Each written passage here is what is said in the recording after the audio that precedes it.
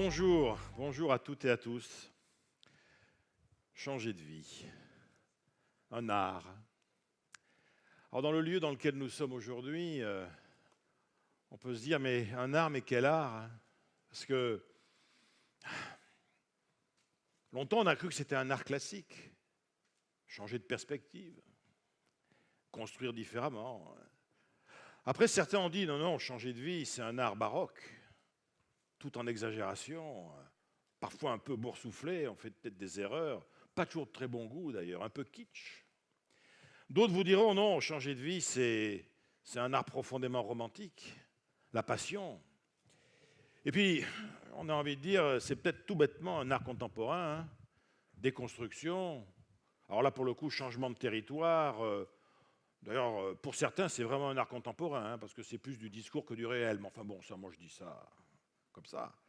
Ce qui est sûr, vous voyez, c'est que dans notre affaire, on cherche toujours à s'interroger sur la route qu'on aimerait prendre. Et il y a beaucoup de gens qui aimeraient prendre la route.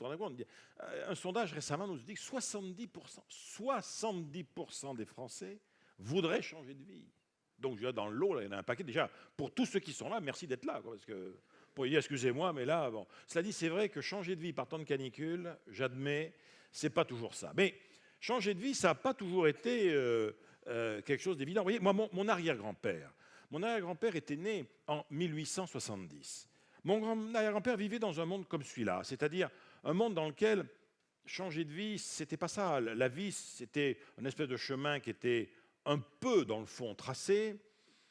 Dans le fond, il est né, il a grandi, il s'est marié, il a fait sa vie dans un rayon de 30 km autour de là où il était né.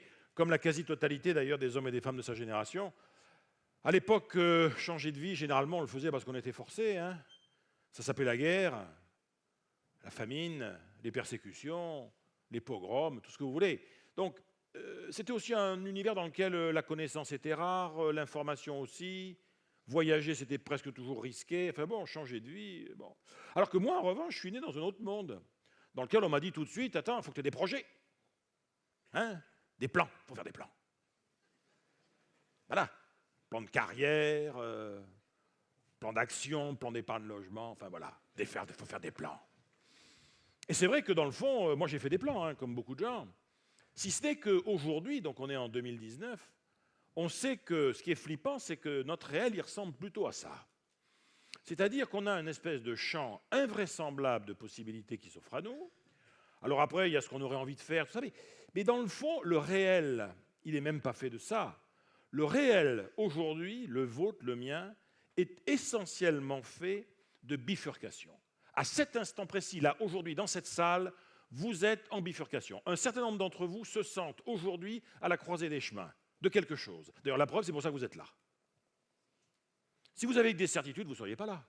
En revanche, il y en a un certain nombre, même depuis hier peut-être, en fonction de ce qu'on vous raconte, des expériences données, il y a des trucs, on se sent, on se dit, oui, alors c'est vrai, ça me rappelle ce qui m'arrive avec machin, un tel, tout ça, j'y vais pas, je dis oui, je dis non, je tente le coup, on arrête les frais, on insiste, enfin bon, etc., etc. Nous ne sommes faits que de questionnements. Alors, des fois, c'est des questionnements un peu dans l'absolu, et puis parfois, on a des questionnements parce que le temps se couvre. Et quand le temps se couvre, c'est là où on commence à se dire, mais la vie que je mène, à quoi elle ressemble?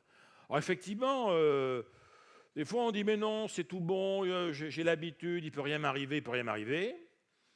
Pourquoi est-ce qu'on veut changer de vie? Parce que des fois, il y en a marre.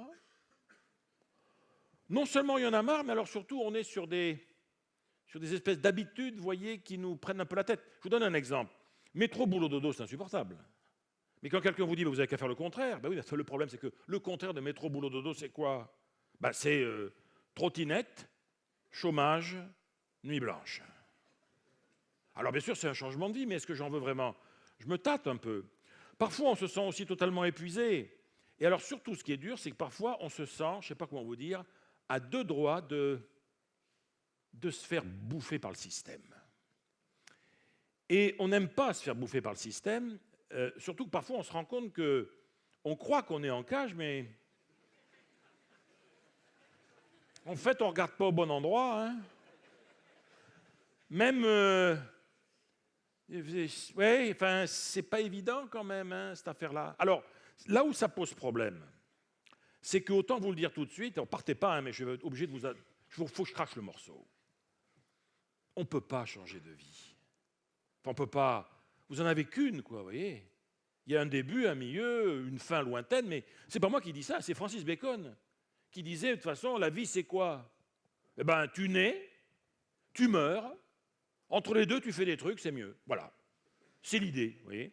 Alors, bien évidemment, on aimerait tous être dans une espèce d'environnement, comme ça, un univers formidable. D'ailleurs, on fait tous pour ça. Hein. À quoi ça sert, je dirais, d'essayer d'avoir une belle carrière, vivre avec des gens qu'on aime, etc. On aimerait que le monde ressemble à ça. Parce qu'on se dit, si le monde ressemble à ça, je vais créer des trucs. Et donc, si je crée des trucs, le monde, il ressemblera à ça. On pourra derrière récupérer des choses et tout, ça sera formidable. Alors, si ce n'est qu'en pratique, des fois, voilà. On vit dans un monde dans lequel il pleut, ou plutôt, il pleut dans nos vies. Alors, des fois, c'est un petit crachin, vous voyez, un truc pas bien méchant. Parfois, ça peut aller, vous voyez, fortement, quand même. Bon. Et de toute façon, même quand il pleut autour, on a toujours l'impression qu'il pleut surtout sur nous. Partant de là, quand il pleut sur nous, quelle possibilité? Première possibilité, chouiner. La victimisation, pourquoi moi, tout ça, vie de merde, etc. Il y a ceux qui prennent ça par le mépris. On dit, alors là, il peut pleuvoir tant qu'il veut, alors là, rien à faire. Et puis, il y a les poètes, dans le fond, la quasi-totalité des gens qui sont dans cette salle, qui disent, mais dans ce cas, puisqu'il pleut, on va essayer d'en faire quelque chose. Hein, on va essayer effectivement de partir chanter sous la pluie. Ça signifie aussi que, bon, je n'ai pas toujours tous les moyens que je voudrais, j'aimerais avoir parfois mais je vais faire avec ce que j'ai, je vais optimiser, et je vais essayer de m'embarquer moi-même d'une zone que je vis aujourd'hui comme étant un petit peu grise, vers quelque chose qui sera un peu plus ensoleillé. Et je vais essayer de, de voir le monde différemment.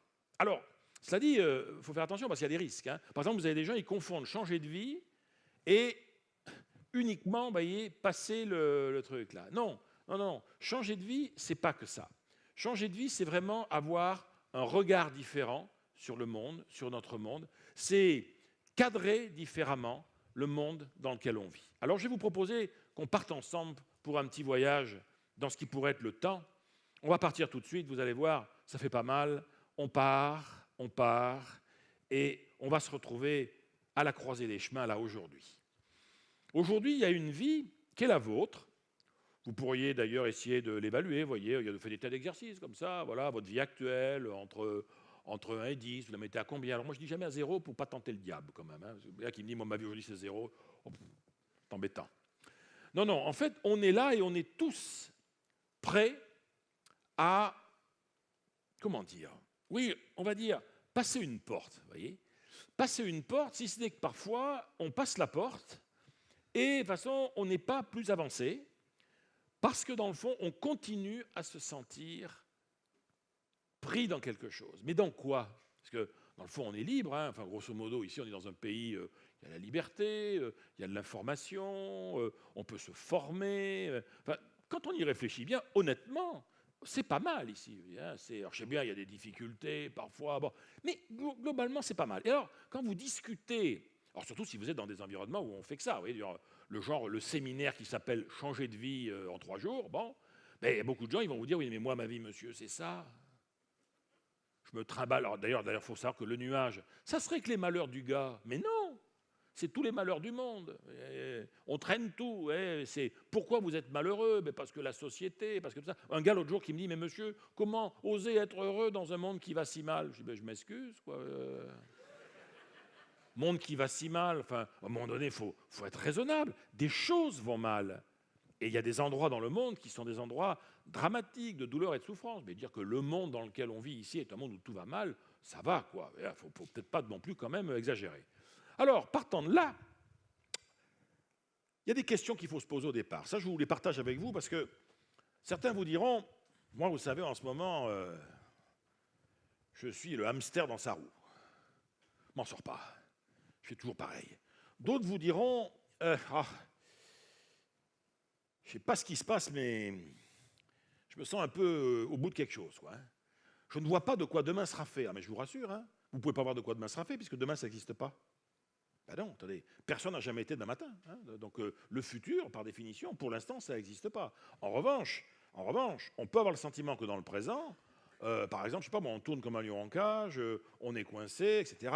Il y en a qui vous diront, de toute façon, je suis en train d'explorer des voies nouvelles, je vais trouver des trucs. Il y en a qui sont vraiment coincés, pour le coup. Vous voyez, ils sont mis dans des situations un peu difficiles. Et puis, après, il y a ceux qui vont vous dire, ah ben oui, mais alors voilà, moi, ma vie était formidable, et puis il est parti, elle est partie, ils sont partis. Bon. Première question, toujours celle-là. Avant de savoir où est-ce qu'on veut aller, où suis-je? Où vous êtes là aujourd'hui? Et surtout, comment vous êtes arrivé là? Parce qu'il faut savoir une chose, hein. L'endroit où vous êtes, qu'il vous plaise ou pas, c'est vous qui êtes arrivé. Si vous êtes arrivé là où vous êtes aujourd'hui dans votre vie, c'est à la suite de décisions que vous avez prises, de choix que vous avez faits. Vous rigolez, mais moi, il m'est arrivé des tas de pépins, je ne voulais pas, il m'est arrivé un accident, un machin. Non. Et il peut arriver un accident, quelque chose de très grave. Je vous renvoie à ce que mon camarade, il y a à peine une heure, vient de vous dire. Quoi qu'il nous arrive, c'est ce qu'on fait avec ce qui va nous arriver qui crée notre réalité. Ma réalité aujourd'hui, je l'ai faite. Ça ne va pas, mais ça veut dire que j'ai fait à un moment donné des choses, j'ai pris des décisions, j'ai fait des choix qui m'ont amené là où je suis aujourd'hui. Alors, ce n'est pas déprimant en soi, hein. Simplement, il faut bien se dire, voilà, quel que soit l'endroit où on arrive, on y est. Alors là, parfois, on peut avoir réussi, on n'est pas content. Moi, il y a un gars l'autre jour qui me dit, je suis arrivé au sommet de l'échelle dans ma boîte, mais elle n'était pas contre le bon mur. Je voulais être plombier.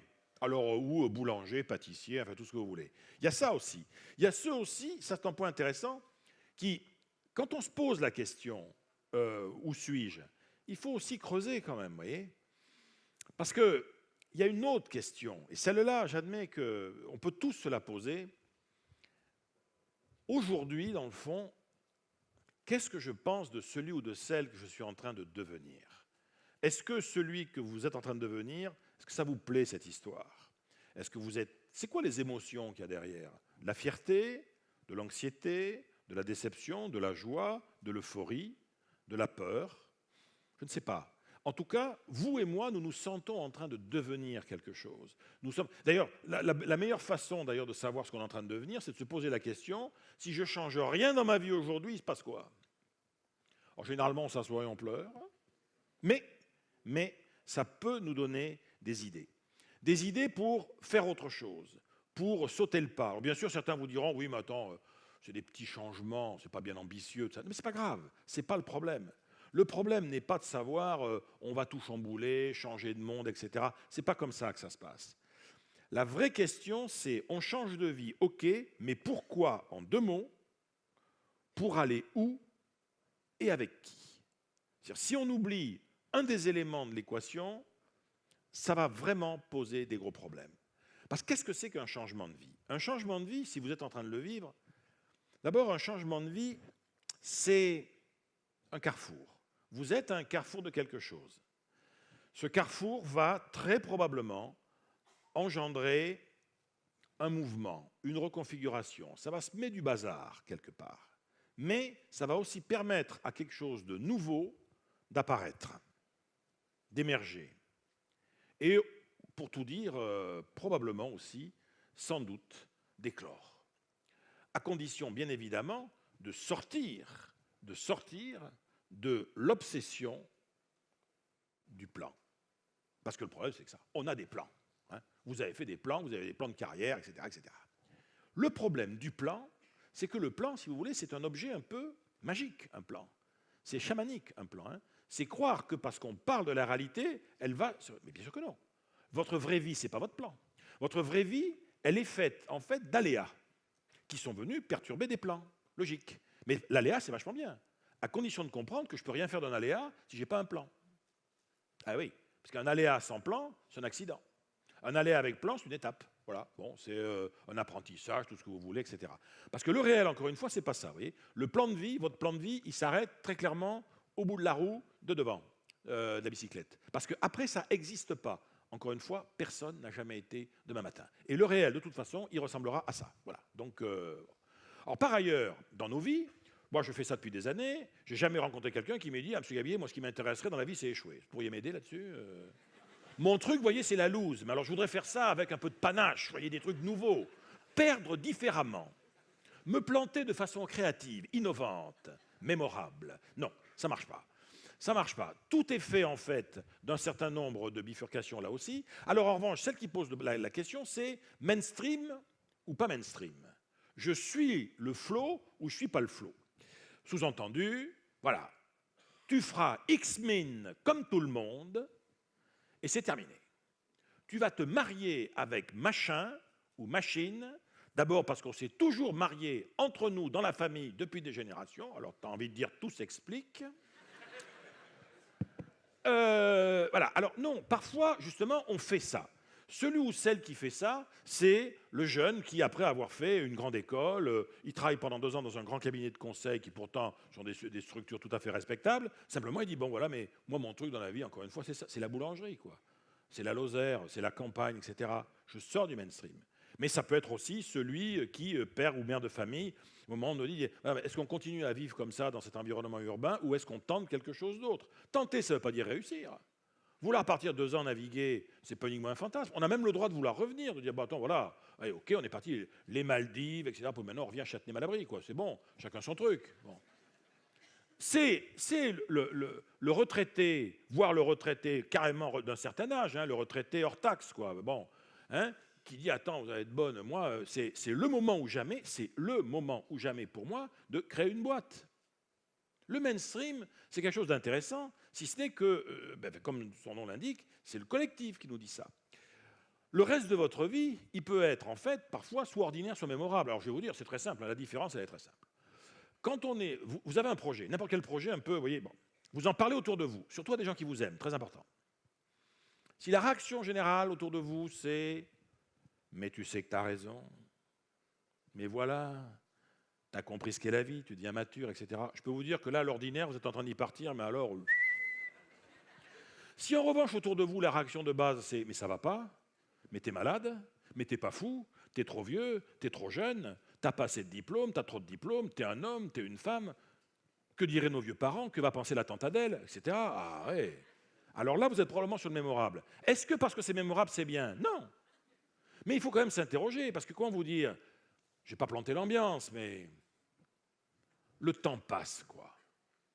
Alors on peut être très, comment dire, optimiste, hein, moi je le suis, mais moi j'aime beaucoup Woody Allen qui disait « j'ai bien l'intention de vivre éternellement, et jusqu'à présent tout se passe comme prévu ».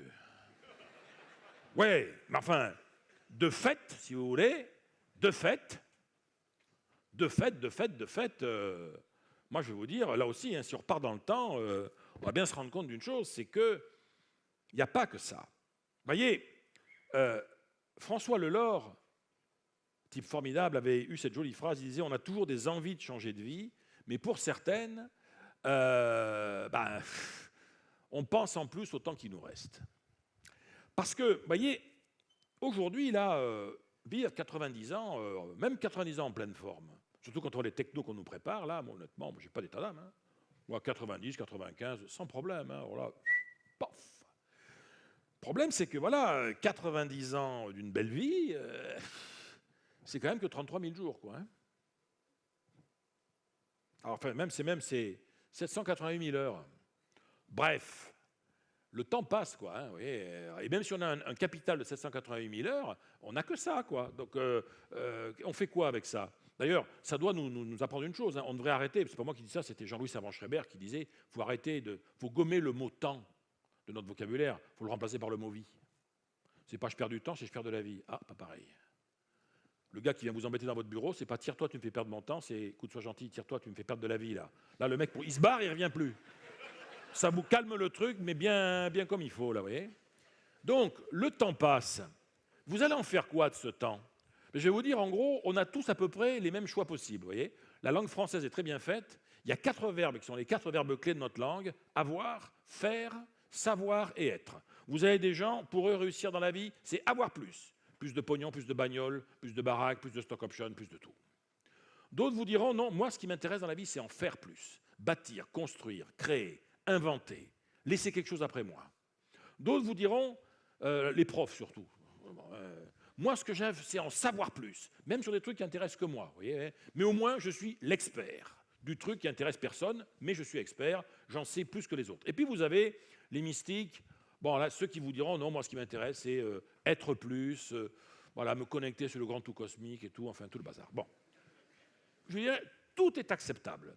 Si ce n'est que, encore une fois, on va devoir à un moment ou à un autre prendre des décisions. Je fais quoi? J'y vais ou je ne vais pas? Le labyrinthe, si on passait son temps à essayer de comprendre le labyrinthe, sincèrement, c'est super dur, quoi. Il vaut mieux se dire, je vais passer outre, hein, et je vais tracer moi-même ma voie et mon chemin. Dans le fond, nos vies sont faites de quoi? Nos vies sont faites d'un certain nombre de cercles, c'est toujours les mêmes, hein. Premier élément, vous et moi, on a tous un point commun, on vit dans un environnement. Certains vivent plutôt dans des environnements campagne, d'autres vont vivre dans des environnements peut-être davantage effectivement urbains. Certains vivent dans des environnements plutôt faciles, comme ici. D'autres vivent dans des environnements très, très, très difficiles. Mais nous avons tous un point commun. Nous avons tous un écosystème. Vous êtes dedans, qu'on le vouliez ou non.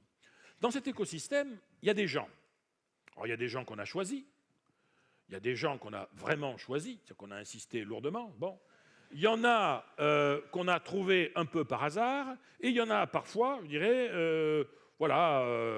bref, il y a du monde, quoi. Donc on a un deuxième point commun, notre vie, elle est structurée par des autres. Et là-dedans, il y a avoir bien sûr le personnage clé de l'histoire qui va être effectivement vous. Alors des fois, on ne voit pas trop où on est, des fois on a des difficultés, des fois on a des super beaux projets, c'est formidable, on a envie d'y aller. Dans tous les cas de figure, sans aucune allusion politique, on est en marche vers quelque chose. Vers quelque chose. Et ce quelque chose, ça va être l'histoire, la relation qui va se constituer au fil de 90 années, voire plus, entre vous, le soi, les autres, les hommes et les femmes qui sont autour de vous, ceux qui sont là physiquement, ceux qui ne sont plus là mais dont le souvenir demeure, et l'écosystème dans lequel on vit. Et donc là-dedans, on va, les uns et les autres, on va jouer. Alors à quoi on joue? Certains jouent à la marelle. Il y a un début, un milieu, une fin, puis on finira, on espère, au sommet de quelque chose. D'autres jouent aux cartes qu'ils ont reçues. Ils ont reçu des cartes par la génétique, par la société, par tout ça. Ils ont même essayé de temps en temps d'en obtenir d'autres. Ils espèrent toujours qu'il y aura des cartes maîtresses, tout d'un coup, des atouts qui arriveront. Et puis ils espèrent surtout que le destin aura la gentillesse, bien évidemment, de leur fournir, au fil du temps, comme ça, des atouts mystères. D'autres vous diront, moi, vous savez, ma vie, c'est un jeu d'échecs. Hein. Il y a les pièces qu'on prend, les pièces qu'on me prend. Les jeux d'échecs, pourquoi pas? D'autres vous diront, non, non, la vie, c'est un jeu de Go. Il faut faire des territoires et essayer de se rendre maître de ces territoires. D'autres vous diront, vous savez, une vie, c'est du poker. Hein. On est obligé de bluffer. De temps en temps, d'ailleurs, on gagne alors qu'on n'avait pas beaucoup de ressources. Parfois, alors qu'on a des belles ressources, ceux autour, ils jouent mieux et on se fait avoir. Et certains vous diront, dans le fond, vous savez, derrière tout ça, c'est de la roulette, quoi. C'est de la roulette parce qu'in fine, c'est la chance qui compte. Alors, moi, je ne suis pas très un homme de casino. Moi, par goût, vous voyez, j'ai toujours adoré le théâtre. Dans une semaine, va démarrer le Festival d'Avignon. Et pour moi, le théâtre, c'est une jolie histoire parce que ça nous raconte des choses intéressantes, le théâtre. Ça nous rappelle ce que Shakespeare disait. Il disait, la vie, c'est un spectacle, alors autant faire sa propre mise en scène. Voyez, vous êtes aujourd'hui, dans vos vies les uns les autres, vous êtes de toute façon sur une scène de théâtre, probablement. Alors, vous êtes là, vous vous dites, mais alors, je suis là sur ma scène de théâtre de ma vie, qu'est-ce que je fais? Certains vous diront, quand vous discutez avec des gens qui voudraient changer de vie, ils vous diront, moi, la pièce dans laquelle je vis, elle est pas mal, mais je ne vais pas vous dire, ce qui ne me va pas, c'est le décor. Je pourrais mener la même vie, mais ailleurs, hein, dans un autre décor, dans un autre endroit. Parfois, c'est le décor qui pose problème, l'écosystème. Il faut que je me tire d'ici, il faut qu'on part à la campagne, on s'expatrie. On va ailleurs, je déménage, je change de quartier, je change d'entreprise, hein. Je garde ma même vie, mais je vais modifier mon décor. D'autres vous diront, le décor, ça va à peu près, c'est la troupe qui pose problème. C'est les autres qui jouent avec moi. Ça ne va pas du tout, cette affaire. Hein. Non, non, non. Moi, je voudrais une autre troupe, vous voyez. Je voudrais avec d'autres gens, je voudrais d'autres acteurs, quelqu'un qui me raconte, qui me permette de bâtir une histoire qui serait nettement plus intéressante. Certains vous diront, bon, le décor, ça va, les autres, ça va à peu près, mais alors c'est moi. Voilà, je voudrais jouer la pièce, mais je voudrais jouer la pièce différemment. Parce qu'il y a mille et une façons de jouer mon rôle. Voilà. Alors voilà, je voudrais le faire de façon plus ou moins ceci, plus ou moins cela. Toute l'histoire, en fait, est là. Et quelques-uns vous disent, dans le fond, euh, c'est ça mon problème. Hein.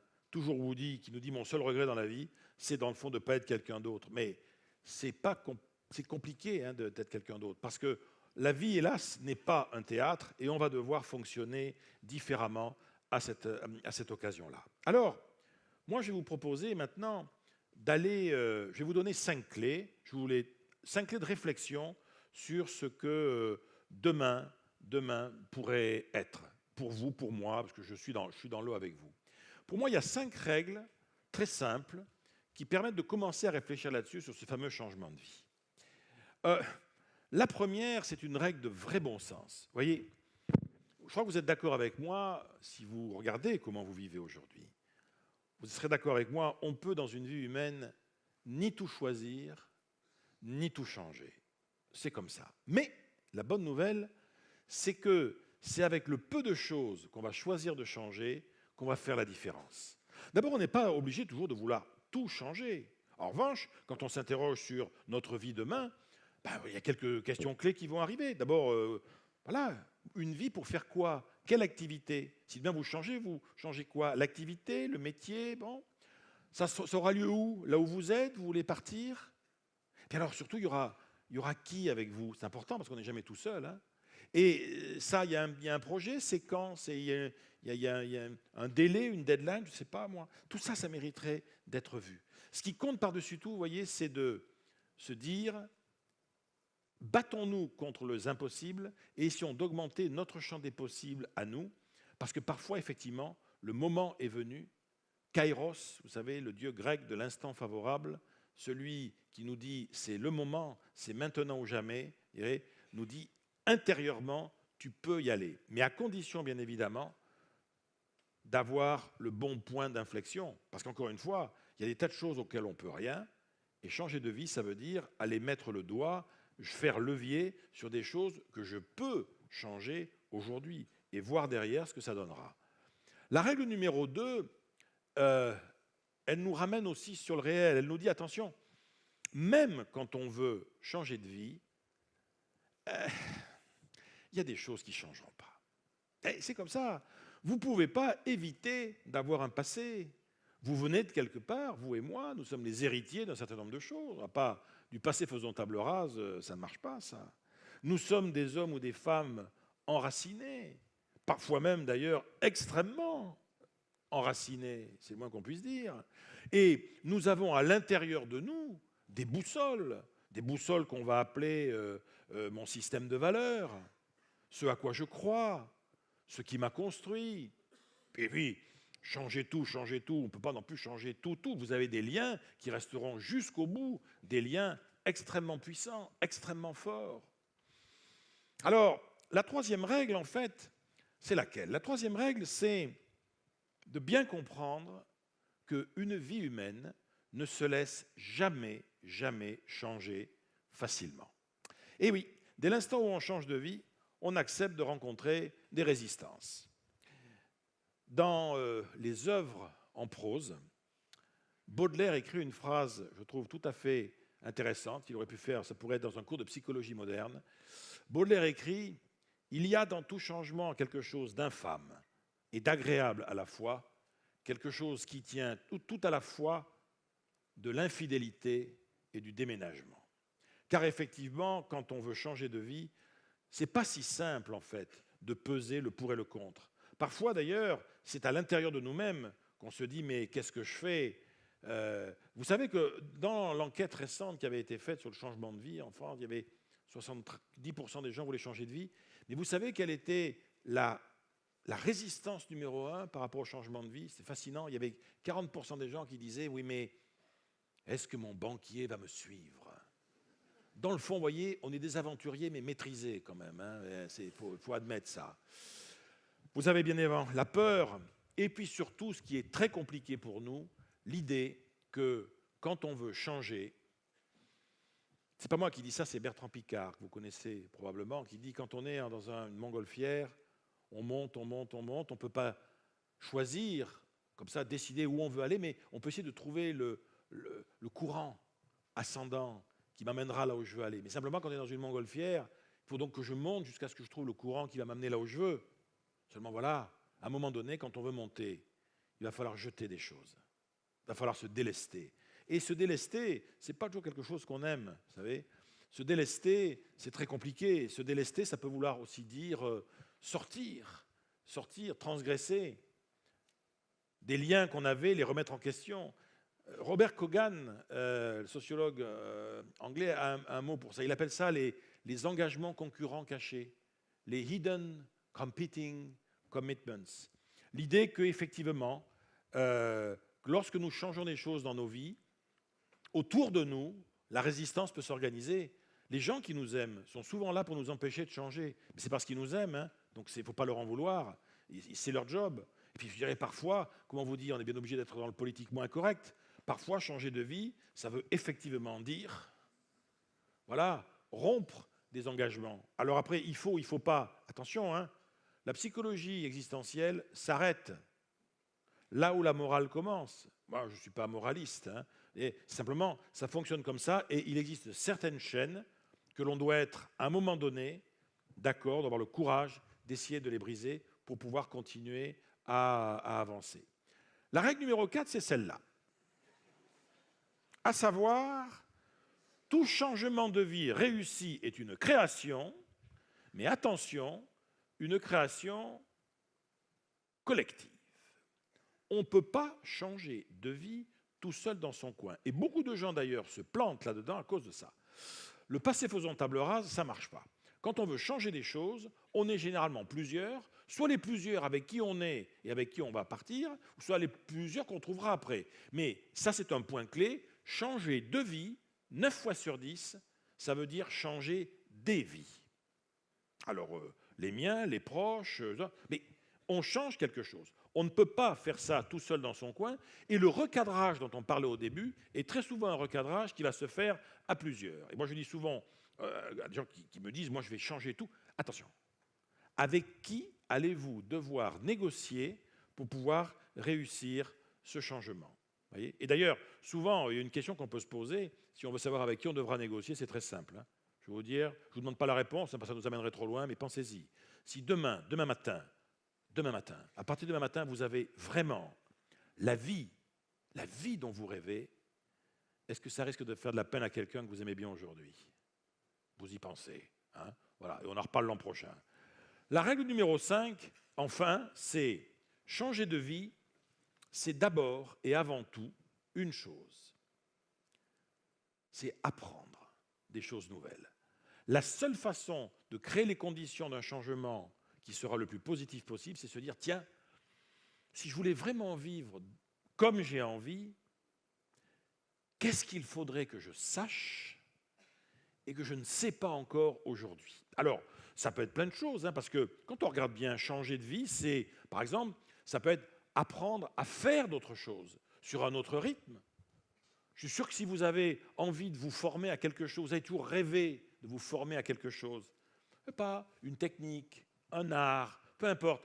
Je ne veux pas dire que vous allez changer votre vie autour de ça, mais si on a chaque fois qu'on a une envie d'apprendre quelque chose, on ne devrait jamais se brider. Apprendre, ça n'engage à rien, dans le fond, mais au moins, c'est un ferment avec lequel on pourra peut-être faire des choses. De même, changer de vie, c'est aussi apprendre à apprivoiser d'autres lieux, un écosystème. Pas évident, hein, quitter Paris pour habiter à la campagne. Ça va pas, il ne faut pas croire que c'est évident. Hein. De même que celui qui vit à la campagne puis qui a la folie de venir habiter ici, ça ne sera pas simple non plus. Hein. Déjà d'un point de vue budgétaire, hein. Enfin bon, faut voir. En tout cas, apprivoiser d'autres lieux, se poser la question de... Apprivoiser d'autres lieux, parfois, ça veut dire repeindre son appartement. Hein. Changer sa déco. Enfin, c'est bon. Bon, je dirais bien changer de coiffure, mais enfin, moi, je suis mal placé pour dire ça. Changer de vie, c'est aussi apprendre à vivre différemment les relations avec les autres. Très probablement. Il y a presque toujours une modification relationnelle derrière, et in fine, je ne vous cacherai pas qu'un changement de vie, c'est un changement qui se fait presque toujours au prix de changements intérieurs divers et variés. Quand on dit intérieur, c'est les priorités, le système de valeurs, le réel, ce qui nous passionne. Voilà, ça va se faire comme ça. Donc, voyez, quand on décide de changer de vie, on part pour un voyage. Alors bien sûr, ça sera, on l'espère toujours, un voyage passionnant. On ne sait pas encore exactement quels seront les bagages.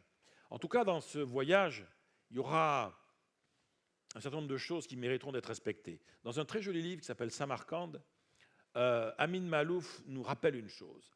Le temps d'une vie, le vôtre, le mien, a deux dimensions.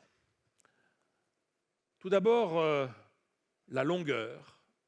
La longueur, en fait, c'est celle qui se joue au rythme du soleil. Ça signifie que, de toute façon, il faut du projet. Si on ne met pas en projet, si on ne fait pas des plans, quitte à les détruire après, ça n'a pas d'importance. Mais vous savez, un peu comme quand on crée des voûtes, voilà, dans les cathédrales, on mettait une armature en bois, puis quand tout tenait bien, on virait le bois, et ça tenait tout seul. Mais parfois, sur des projets de vie, on fait pareil, on met tout ça noir sur blanc, on écrit, on fait des plans, on tire des plans sur la comète, littéralement.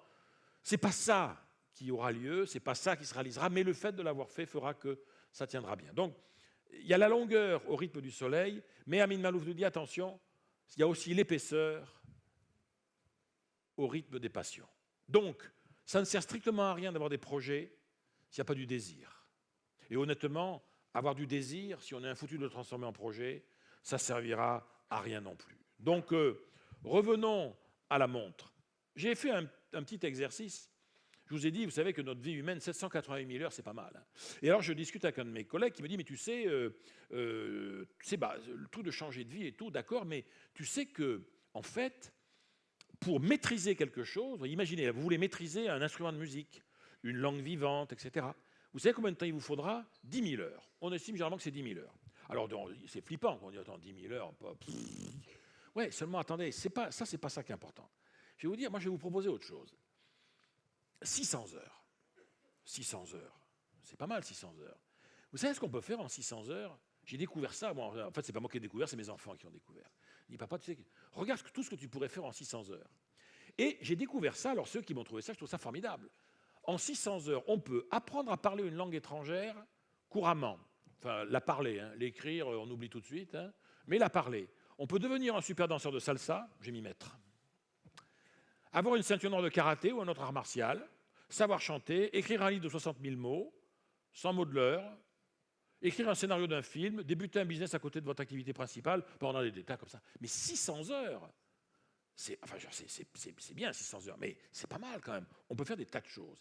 En 600 heures, on peut se relancer dans un processus de croissance. En 600 heures, on peut se redonner une énergie et on peut littéralement rallumer la flamme.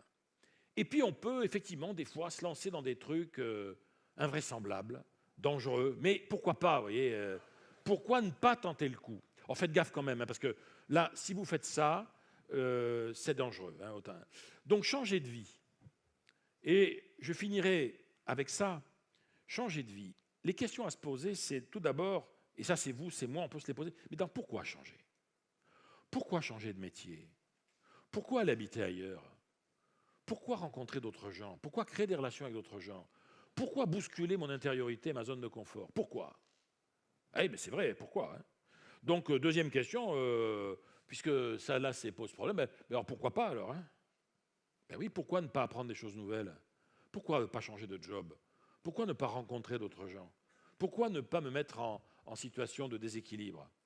Et une fois que je me suis posé cette question, je vais bien dire, mais alors dans ce cas-là, si c'est ça, alors pourquoi pas moi?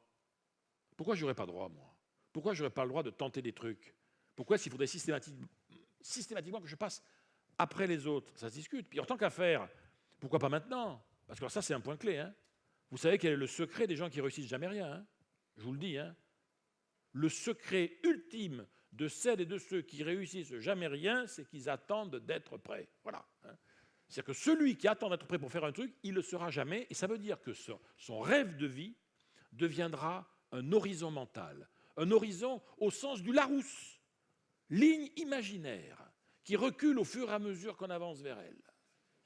Le type, un jour, il a lu dans Confucius, mieux vaut cheminer plein d'espoir que parvenir au but, il l'a pris à la lettre, quoi, et on se fait avoir. Donc, moi, ce que j'aime, dans le fond, c'est l'idée que tout voyage mérite, de toute façon, d'être entrepris. Sans donner le droit, mais ça veut dire aussi, bien sûr, je parle surtout pour les parents comme moi, donner aussi le droit aux autres, et en particulier à nos enfants, de partir peut-être vers certains voyages. Quoi qu'il en soit, il y a un metteur en scène italien qui s'appelle Fabio Volo, qui a écrit une très belle phrase que je voudrais vous laisser en clôture et en cadeau de cette séance. Fabio Volo avait dit de toute façon, pendant des années, j'ai attendu que ma vie change, et en fait, maintenant, je sais très clairement qu'en fait, c'était elle qui attendait que moi, je change. Je trouve que c'est un joli, très joli mot de la fin. Je vous remercie beaucoup.